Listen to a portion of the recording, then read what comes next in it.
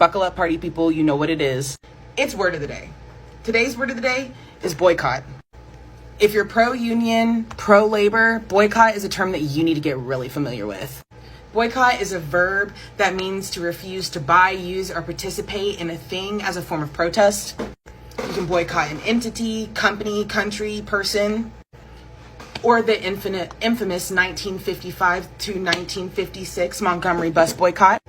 Yeah, you know, the one where Rosa Parks didn't want to give up her seat to the white passenger on the bus because she'd been working all day.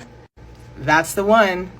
So in 1840s Ireland, there was a huge, mass eviction and terrible famine that happened that was threatened to repeat again in the 1870s. So Irish farmers formed what was known as the Land League, and they campaigned against rent increases and evictions that were the results of landlords imposing stupid ass reform on them, and they were making these decisions based off of being in crisis mode.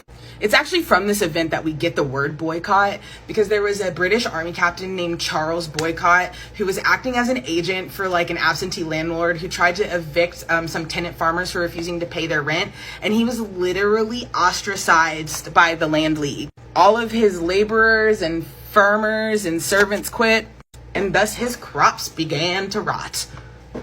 And that's where we get the term boycott from. Could you imagine being such a fucking loser that your word became synonymous with people rebelling? How can you suck so much that people want to literally turn their actions against you into a universal form of resistance? You could just be a nice person. And I know you're wondering how to use this in magic, but I don't really have a answer for you that is going to seem super whimsical like some of the other ones that I've been giving you.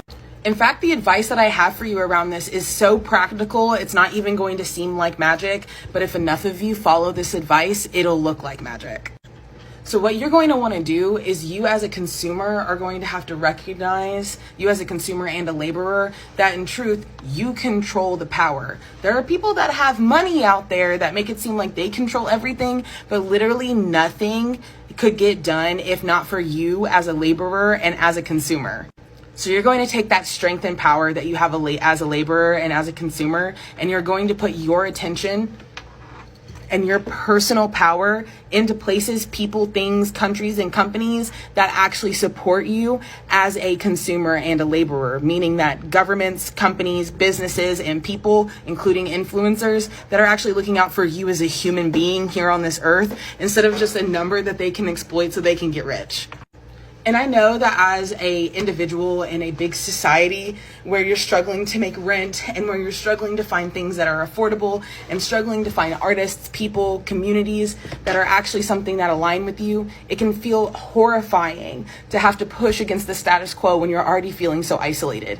But the thing about boycotting, or at least using the energy of the verb boycott, is that your flame and your fire and your passion behind why you're making these decisions are going to inspire other people to make those decisions as well, or maybe even inspire hundreds of people to make those decisions, and then you're not alone anymore. So just hear me out about it being actually forming boycotts and using boycott as an action, as a magical means. Hear me out about that and give it a go, and let me know how using it as a practical form of resistance, of magic, of subversion, how that goes for you in your life, and whether or not that actually opens you up to more things that are in alignment to you. Drop it in the comments below. I love you.